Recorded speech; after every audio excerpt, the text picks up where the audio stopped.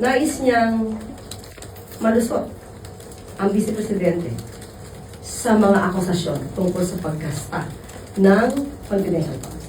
Dahil sa mga tanong niya, pinapakita niya na ito'y hindi nahawakan physically yung pera at hindi daw kasama sa paggawa ng mga dokumento.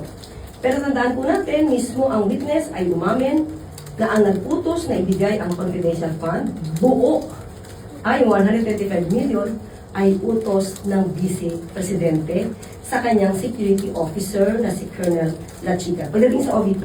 So, ang ibig sabihin nito, ang may command, ang may control, ay walang iba, kundi si VP Sara. So, hindi kailangang makita ng SBO, personally, kung nahawakan physically yung pera. Hindi naman kailangan hawakan ng pera para magastos.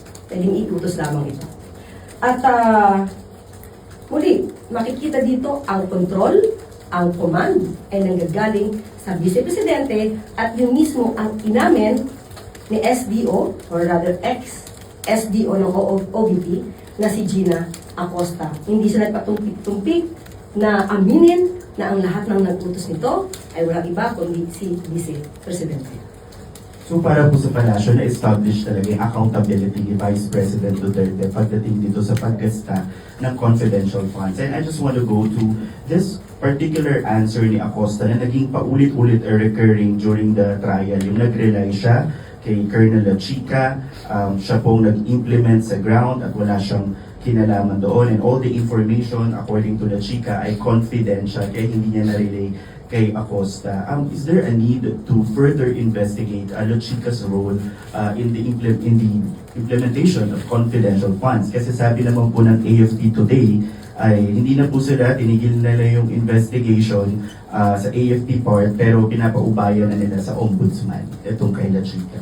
Okay, nararapat din naman na ito ay maimbestigahan ng ombudsman. Ang ibig na sabihin nito ay hindi naman isumuko ang AFP, pero mas maganda na yung neutral na ahensya ang siya mag-imbestiga para malaman kung meron bang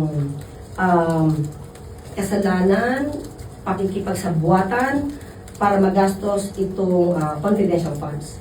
At ang sabi niya ay, again yung kay Acosta, sabi niya po, nag-rely paulit-ulit na nag-rely kay Colonel Lachica. Dito ay makikita ng sambayan ng Pilipino kung paano naging digahon ang sagot ng witness. Paulit-ulit, kahit sa ang daling tanong, doon pa rin at doon at iikot ang sagot niya. So, yun lang ang kailangan niya sagutin. The rest, pag hindi niya na alam, sasabihin niya hindi niya naiintindihan or hindi niya alam. Pero lumalabas pa rin ang totoo dahil itinuro niya pa rin si VP Sara at saka si Colonel Lachica. So, makikita dito na ang kinuhang SDO, since at the time na Mayor, di umano, si Vice Presidente, lumalabas na since then, yung SDO niya ay hindi marunong mag-liquidate. Mukhang since then, at the time na Mayor siya, na marami naman natanggap na confidential fund, ay hindi nag-liquidate ng naaayon sa rules. So, yun yung nakita nating pattern, yun yung isa sa mga na-reveal dito. So, paano magkakaroon ng magandang liderato kung ang mga pondong ito sa ganito pa lang na halaga ay mahihirapan na silang i-account. Tandaan natin, this is a public funds and this confidential fund is part of public funds.